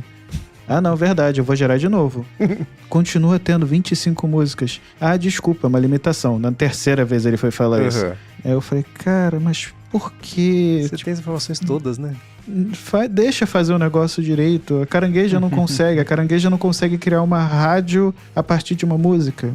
Se você estiver correndo, eu fiz essa experiência. Pedi, Carangueja, crie uma rádio a partir dessa música que eu estou ouvindo. Ela, você quer ligar para fulano de tal? Eu falei, não, eu quero uma rádio a partir desta música. E ela, que música você está ouvindo? Aí eu desisti, falei, dane-se, não quero mais. Então, assim, é muito chato, porque nunca é a experiência completa, é sempre uma experiência limitada, e eu não vejo isso evoluindo. E isso eu sou bem pessimista. Eu ainda tô pensando em você brigando na esteira pra tentar fazer isso.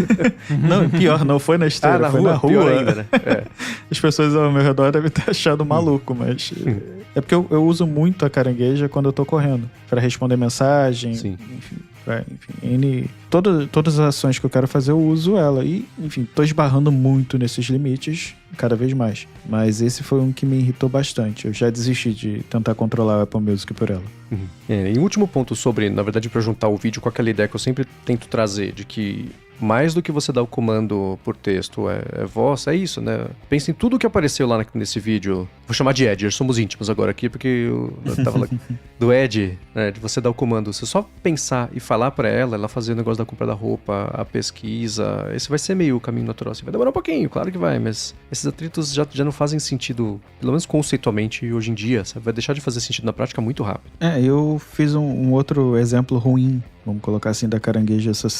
Tem algumas semanas atrás, se você usar o Vision da Carangueja na tela do iPhone e pedir para ela criar, eu tinha essa visão na minha cabeça, tá?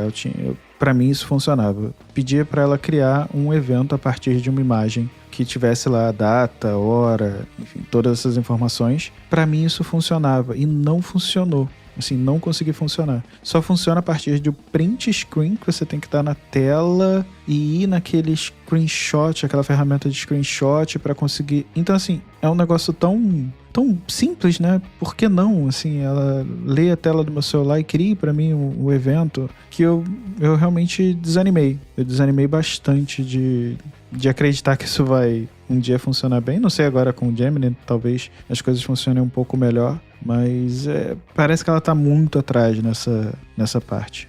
Tanto que saiu hoje a notícia do The Information que a Apple tá pegando... Assim, não deu pra entender. Às vezes as reportagens saem assim, menos de 200 engenheiros. Que métrica é essa, cara?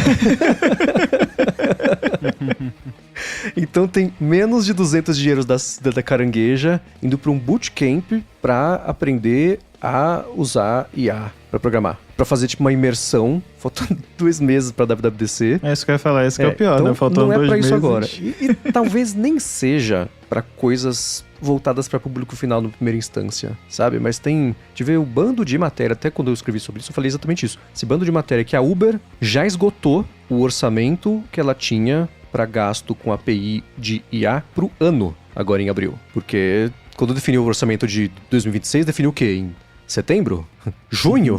Que não tinha nada dessas ferramentas todas. Agora tá lá a moda do token maxing, pra ver quem consome mais token, pra fazer... Ai, meu Deus. Cara, isso dá pra gente fazer episódio, é muito engraçado. É útil, mas é engraçado, sabe? Eu vejo essas coisas, eu fico preocupado ainda, porque por mais que eu esteja usando IA e tudo, eu fico com medo, tipo, cara, o Uber já estourou, o que eles estão fazendo? Tipo, alguém tá revisando isso tudo? Porque se gastou isso tudo de token, a IA escreveu muito código.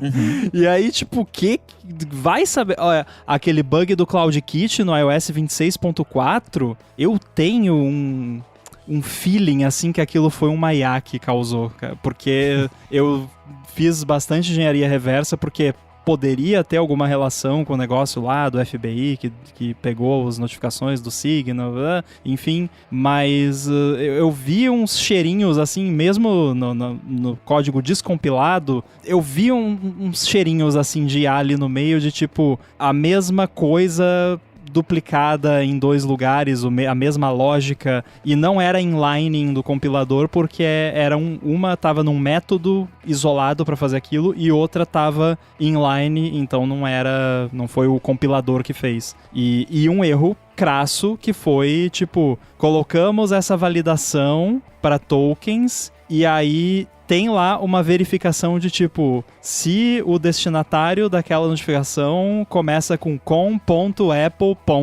Aí a gente deixa passar, faz bypass dessa validação, só que quem implementou, ou a IA que implementou, esqueceu que os tokens do CloudKit não tem com.apple no destinatário. E aí deu problema. E foi uma modificação muito pequena. É exatamente o tipo de tarefa que eu daria para uma IA fazer.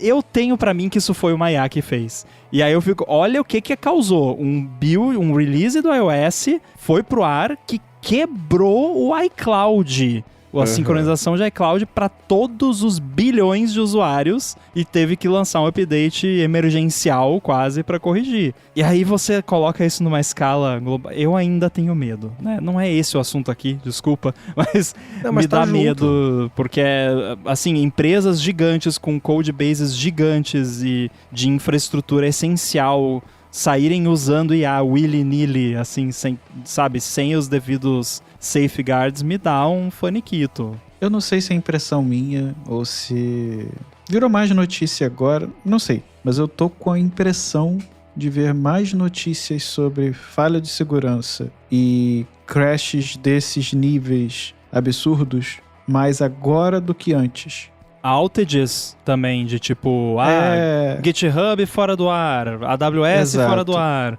Eu não vi nenhum até agora que foi tipo, cravaram, usamos uma IA e o agente cometeu um erro. Não, tem algumas empresas, o Cloudflare eu acho que admitiria se fosse isso, porque eles são bem honestos. Não falaria qual foi a IA, né? Falaria. Não, eu acho que algumas empresas no post-mortem eles teriam a cara de pau de falar que foi, porque faz parte da cultura. Mas eu também tenho essa impressão. Mas aí também, assim, o lance, por exemplo, mais falhas de segurança, pode ser porque tem IA ajudando a galera a encontrar falhas de segurança. Sim, então, sim. Né? O que é bom, no fim das contas, mas também o lance dos outages pode ser simplesmente que tá tudo sobrecarregado porque tá todo mundo da IA 24 horas por dia subindo o repositório no GitHub. Eu posso criar um agente aqui e falar, sobe um repositório no GitHub a cada 5 minutos, com no mínimo 20 mega de código. Ele vai fazer. E aí eu tô com essa sensação, assim, de alguns meses pra cá começou a aumentar. Eu achei que poderia ser besteira, mas a cada semana que passa eu sinto que o negócio tá piorando. E aí realmente pode ser que pelo bem, pensando do lado positivo, né, e tá achando os bugs ou achando as falhas de segurança, mas eu tô acreditando mais no negativo nesse caso. Essa história da galera da Carangueja ir pra um bootcamp, porque pelo que eu entendi, é pra eles aprenderem, né, criarem afinidade com o uso de AI agents no trabalho deles. É para eles aprenderem a usar AI agents, porque supostamente é um time na Apple que ainda não está adotando isso, sendo que, no geral, a empresa como um todo já está usando. Isso, para mim, quando eu vi isso e entendi isso, eu pensei, isso parece, tipo, os pais pegarem o adolescente problemático e colocar num colégio interno de freira, sabe? Que é tipo, essa galera da Carangueja aí não dá, né? Vamos botar eles no bootcamp. É, tipo isso. Pra ver se eles tomam jeito e aprende. E aí falou também sobre disparidades internas no time.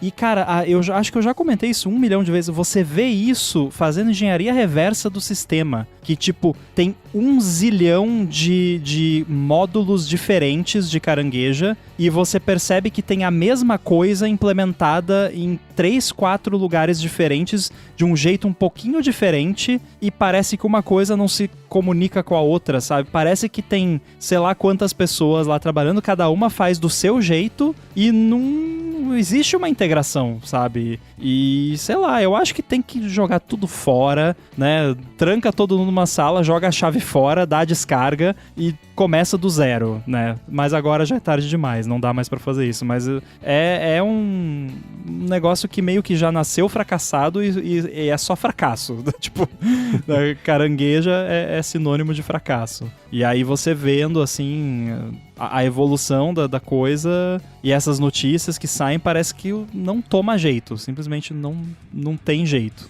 É um problema cultural ali. Tem muito difícil de resolver. Muito difícil de resolver, né? E eles compraram a coisa... Quando eles compraram a empresa que fez a Carangueja original, já era problemática, né? Eu lembro que na época saíram notícias falando que a estrutura já não era muito boa. Era uma pilha de gambiarra e aí eles... É um planilhão. Exato. No fim mesmo, subir no stack é um planilhão. Né? Preciso de guarda-chuva hoje? Aí puxa a previsão do tempo. Não, então... e pior, é porque precisavam de alguma coisa pro iPhone 4S. Foi o 4S, né? Sim. Precisavam de alguma coisa pro iPhone 4S, não tinha nada. Aí falaram, 1 milhão, a gente compra isso aqui, coloca ali que era um projeto militar. Dá uma cuspida ali, cola com durex, fita crepe, e aí faz isso rodar só no iPhone 4S, o que nessa época, e para esse recurso específico, não tinha motivo nenhum para ser limitado ao iPhone 4S, que rodava perfeitamente bem no iPhone 4. Eu lembro que tinha tweak de jailbreak para habilitar no iPhone 4. E basicamente foi isso. Não tem nenhuma novidade nesse iPhone 4S. O que a gente faz? Bota esse troço aí. E o plano, eu lembro muito do Neil Seibart falando isso naquele podcast. Deve existir até hoje, o Above Avalon, que entrevistando gente que na época trabalhava na Apple, que o plano mesmo, na compra, o Steve Jobs morreu acreditando que a primeira fase era lançar a Carangueja como preparação para o Siri OS, que ia ser a assistente que ia permear todos os sistemas. Serials, que ia permear todos os sistemas, saber o seu contexto, etc. Tudo que agora está começando a dar para fazer, a intenção era lá atrás, eles achavam que eu conseguia fazer isso com a evolução da Carangueja, né? Mas o lance lá que eu falei que é um problema de cultura é ver o resto todo. E esse lance do Token Maxing, por mais que tudo pareça verniz de bro de Silicon Valley, de LinkedIn, da Faria Lima, a teoria, ela... Tirando o desperdício, ela faz sentido. Que é o seguinte, usa sem qualquer tipo de limite, usa mais do que precisa, fuça, não se limita, testa, brinca, vamos ver o que nesse nível traz de benefício e qual que a gente vai, para poder fazer o budget do ano que vem, quanto que de fato vai gastar. Eu tava vendo matéria sobre isso, sei lá, tem a empresa Writer, o Token Legend, que tem tem o ranking, né? Tinha usado 11 bilhões de tokens em março. Nossa. E o segundo colocado tinha usado 6 bilhões. Mas em acordo que faz, não dá nem pra falar assim, não tá usando a API pura da OpenAI, né? Porque senão não tem empresa. Não tem GPU, né? Então tem acordos específicos de empresas que acabam cobrando menos pela API e permite que eles façam isso, que as empresas pequenininhas não conseguem fazer acordo, né? E o Facebook tinha lá o token maxing ranking deles também, que depois que vazou, tiraram do ar. Mas existe essa prática. Se ela vai se traduzir, de fato, em retorno, o tempo vai dizer. Mas estão fazendo esse experimento. E você tem do outro lado, tendo que pegar um bando de gente, botar 2 ônibus, levar para um bootcamp e falar, usa, mexe, tem alguma coisa errada, né? E são menos de 200, que eu não sei quanto menos significa. de 200, exatamente, né? Então, se isso ajudar a resolver o problema, que bom. Mas é curiosíssimo pensar que abril de 26 vai ter que dar curso para aprender o engenheiro da carangueja a usar a IA para programar, sabe? Não é que eles não saibam, mas tirar bom proveito, otimizar isso, melhorar as habilidades. Todo mundo sabe que existe o Cloud Code. E aquilo que eu sempre falo, se eu conseguir usar o bagulho, é fácil mesmo de usar. Então eles lá sabem que isso existe, só tá com uma dificuldade, porque a Apple nunca foi de integrar essas coisas, de integrar no workflow para virar um benefício, acelerar o desenvolvimento, lá na frente ajudar a informar a decisão de produto. A intenção é boa, mas é muita vergonha que depois de ter anunciado o IA na WWDC, o que? 2024, agora eles vão aprender a programar com IA. Pelo amor de Deus, cara. Nem o Xcode Cloud eles estão usando. E ainda vai anunciar a nova carangueja pro final desse ano, talvez. Assim, tá afinando-se alguma coisa. Que é, né? In the coming year. Lembra? Ainda estamos no In the coming years. Foi a melhor engambelada da história do Vale do Silício, essa frase. Quem cunhou, mandou muito bem. Excelente. E agora vamos ao Alô ADT dessa semana, que inclusive se você quiser mandar uma mensagem aqui pra gente, é só mandar lá em gigahertz.fm/feedback, que foi o que o Douglas Augusto fez. Ele mandou: olá pessoal, uma rapidinha. Como é o uso de vocês das teclas modificadoras? Ctrl, Command, Alt, Option, Shift e etc. Vocês usam de ambos os lados do teclado? Por algum motivo, nunca me acostumei a usar as do lado direito. E às vezes acabo fazendo contorcionismo maluco com 3, 4 dedos da mão esquerda, dependendo das combinações de teclas necessárias. E aí, como é que vocês usam? Olha, pra mim o melhor uso das teclas de combinação do lado direito foi o uso que eu fiz no Cleanup Buddy, que é você segurar as 2 teclas Command, né? Como tem 2, então dá pra fazer esse esquema. E elas ficam longe uma da outra, então é difícil fazer sem querer, né? Mas também eu só uso do lado esquerdo, basicamente. Eu devo usar vez ou outra, sei lá, eu tô comendo alguma coisa aqui, assistindo alguma coisa e quero fazer um comando, daí eu faço com a mão direita, faço ali, mas muito difícil. O comando mais comum, os comandos mais comuns é, sei lá, Command Tab, Command C, Command V, Command S, é tudo no lado esquerdo, né? Então, acabo usando só no lado esquerdo mesmo. É fácil analisar que é só ver o índice de gordura das teclas. É, verdade. Quanto mais engordurada, quer dizer que mais você usa. Então, a barra de espaço é muito engraçado. Tem lugares bem específicos que eu aperto, assim. Eu achava que eu usava o Shift do lado esquerdo, mas não. Pelo que eu tô vendo aqui, é do lado direito. Eu tô fingindo... Eu acho que eu uso invertido. Se eu preciso fazer o Shift P, eu acho que eu uso o Shift da esquerda e o P, ao invés de usar o Shift da direita e o P como mão só. Então, sei lá, é bugado aqui. O Command eu nunca uso da direita, é só o da esquerda. O Option eu acho que ele tá engordurado que passa de raspão aqui a hora que eu tô digitando alguma coisa, não sei, porque eu não lembro de usar o Option da direita pra nada. Então eu tendo a concentrar na esquerda, mas o uso do Shift ele é bilateral e invertido, oposto à tecla de objetivo aqui. Duplo Shift invertido. Não, eu tô vendo aqui pelo desgaste, né? Porque fica um desgastezinho na tecla. No meu não tem gordura porque eu limpo. Né? Mas fica depois do tempo. É raríssimo limpar. Mas enfim, tem aqui uma coisa que eu notei que é curiosa. Primeiro, eu confirmei que de fato as da direita eu não uso, que não tem nenhuma marca de uso. Mas eu reparei que na tecla... Na verdade, em todas as teclas, na Control, Option e Command, a marca do desgaste fica bem em cima de onde fica o logo, o ícone do comando. Por algum motivo, o meu dedo vai no ícone, não vai, tipo, no meio da tecla. Curioso isso. Minha barra de espaço é só dedões nas laterais. E, majoritariamente, o dedão direito. O lado esquerdo ele tá menos brilhante, menos reflexivo. A minha é mais no esquerdo também. Eu uso tão pouco a do lado direito que eu notei agora, enquanto eu tava falando com vocês. Eu até demorei um pouquinho a responder, porque eu tava confirmando. Eu tô com a tecla errada aqui.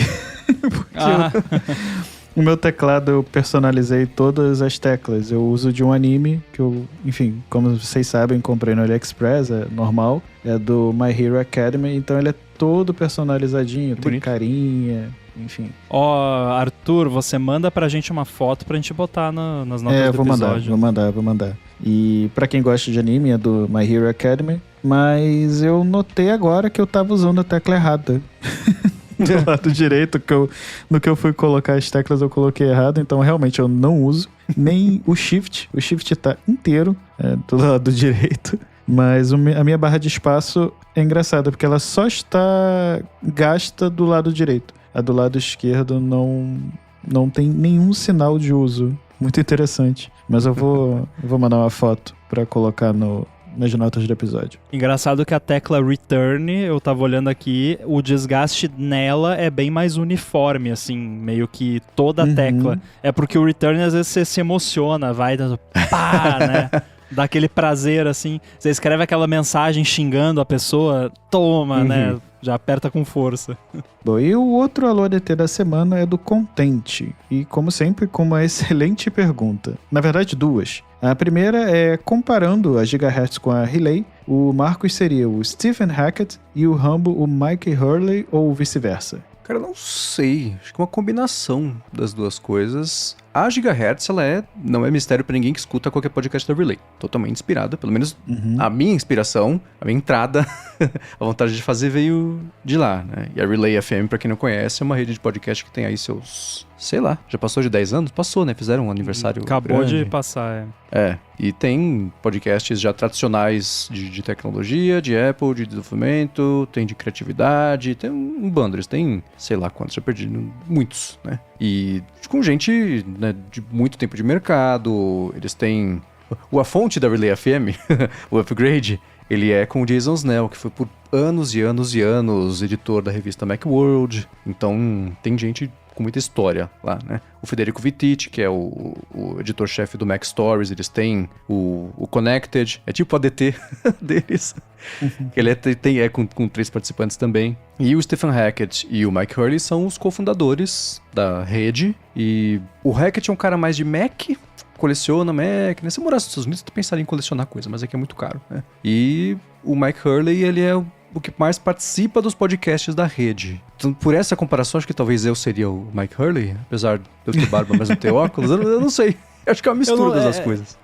É que engraçado que quando eu vi a pergunta, inicialmente eu pensei, mas será que ele tá perguntando com relação à função exercida na rede de podcasts ou a vibe da pessoa?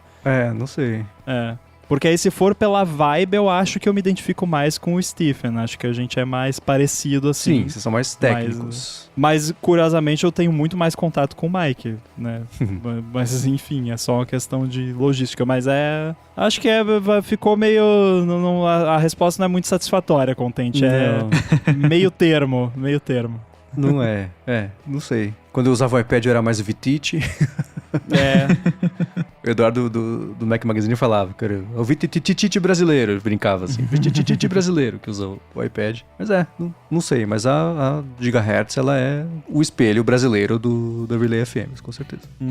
E a segunda parte da pergunta aqui do Contente, na verdade é um pedido, é de que queremos um podcast somente sobre café. Ele disse ainda, por favor, façam uma enquete que vai comprovar isso. Nem que seja quinzenal, falando de cafés, aplicativos de cafés, tracking de cafeína no Health Kit e receitas de café.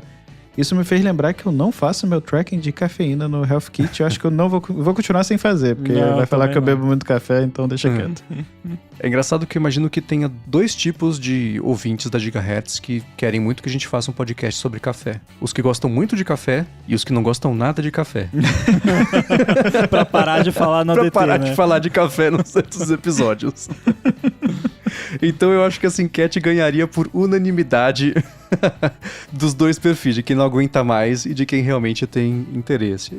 Assim, Eu adoraria, mas não cabe tempo de dizer. Ontem foi um dia tão... Eu até tava falando antes da gravação aqui com o Arthur. Eu fui dormir, a hora que eu deitei, eram 5:45, eu fui desacelerar e dormir, eram 7 e pouco. E foi um dia tão atribulado que eu perdi meu Wordle. Quebrei meu recorde de cento e não sei quantos dias aqui. Fiquei bravíssimo. Nem fiz hoje em protesto. Então não cabe. Não cabe mais. Adoraria fazer. O plano, a gente até comentou sobre isso em algumas vezes, né? O plano da Gigahertz era ter... Tem 2 podcasts que estão... Tem um que já tem trilha, tudo certinho. Era só fazer. É só fazer.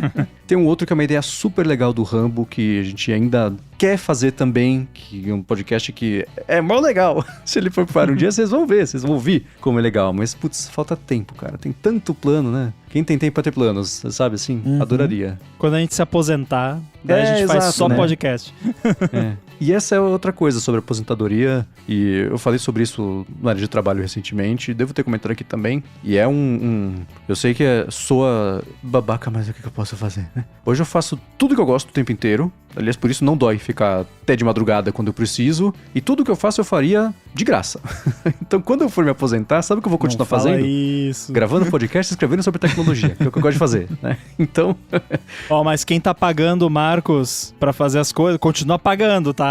Exato, assim, que todo mundo que me paga pra fazer as coisas não me escute, mas tudo que eu faço eu faria de graça, porque eu amo fazer tudo que eu faço, né? Então, aí vira difícil falar.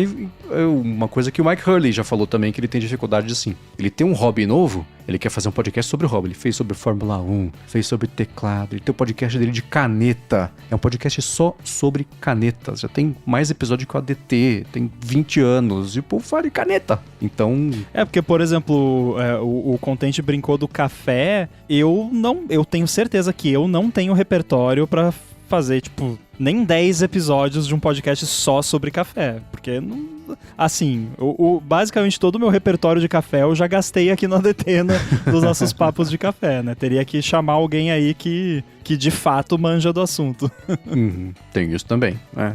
A gente acha que, cara, você sempre tem que gravar um de novo já? Nossa, eu acabei de gravar, tem que gravar outro. Tem que gravar mais um. Né? Foi uma coisa que, acho que foi no ATP secreto que o Mark Arment falou, né? Que ele subestimou o trabalho que ia dar de fazer o aplicativo The Magazine. Uma revista quinzenal, é só fazer. Ele falou, cara, toda hora tinha que fazer revista nova, 15 dias passa rápido, né? E o lançamento a cada 15 dias, tem que fazer coisa que você tem uma cadência, não importa a cadência, mas que tem que, tipo, Stack Trace agora, uma vez por mês. Uma vez por mês, tem que pensar no assunto, elaborar na cabeça, né? Porque a gente fala cada um tema, então tem que elaborar ali, ficar alguns dias ruminando consigo mesmo pra depois conversar lá. Tem que gravar e depois tem que editar e publicar. Uma vez por mês. É mais tranquilo, mas ainda assim é um compromisso. Chibi Studio, toda sexta-feira tem o Chibi of the Week. Toda sexta-feira o Everton tem que criar um chibi novo, não precisa criar na sexta, né? Ele pode criar antes, mas enfim.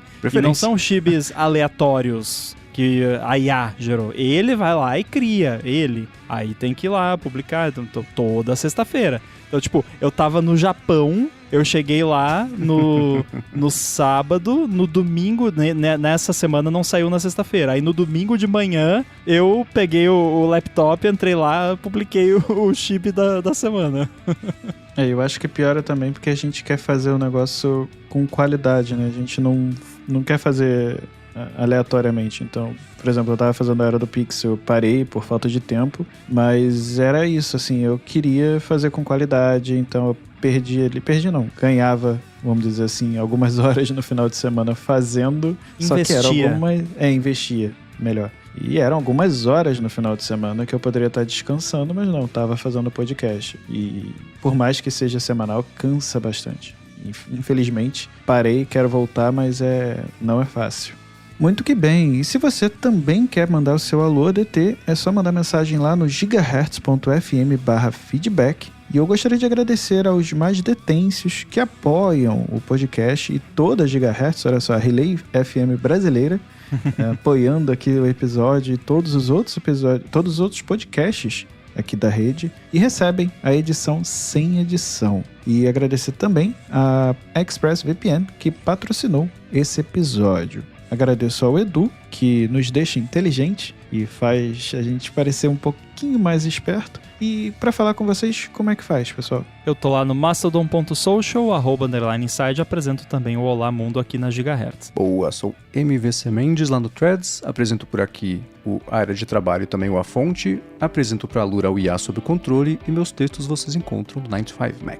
E para falar comigo é só ir no Instagram ou no Threads, no @Arthur_Givigir, e às terças e quintas-feiras lá no Bom Dia Tech. Até a próxima! Valeu! E fui!